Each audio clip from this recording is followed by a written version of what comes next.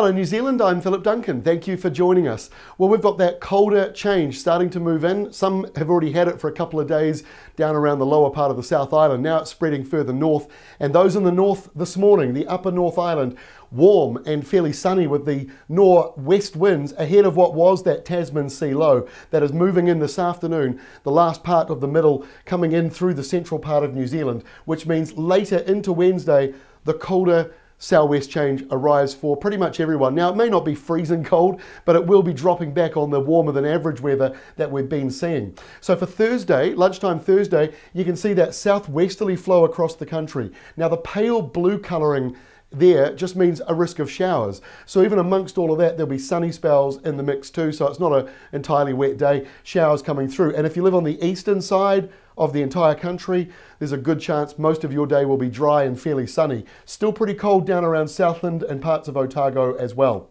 By Friday, still more showers moving on the western side. That colder air just surges further up towards Canterbury. And for everybody else, mostly westerlies. Few showers on the west coast, mostly dry and sunny for those in the east, and should be fairly mild as well for those in the east, at least of the North Island. Now into the weekend, Saturday gets another surge of rain, cold front coming into the South Island, so the air gets colder.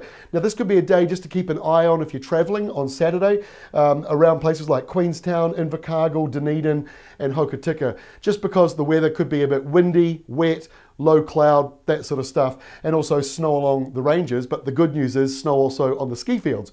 But it should be pretty windy. Those westerlies are very strong, gales in the mountains, and in the North Island you've got a cold front moving through there with a burst of either rain or showers, and then it should move away and become dry again. So it's not a wet day all day, it's just that front moving through. By Sunday, dry spells, showers, sou'westers.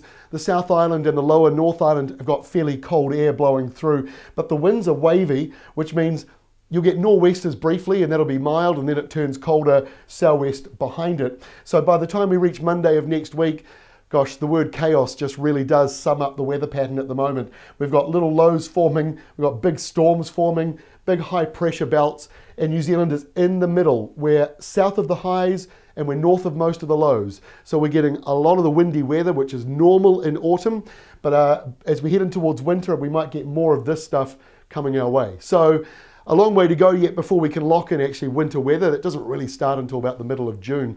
But we'll keep a close eye on it, because with storms like that, a big southerly is probably just a matter of days or weeks away.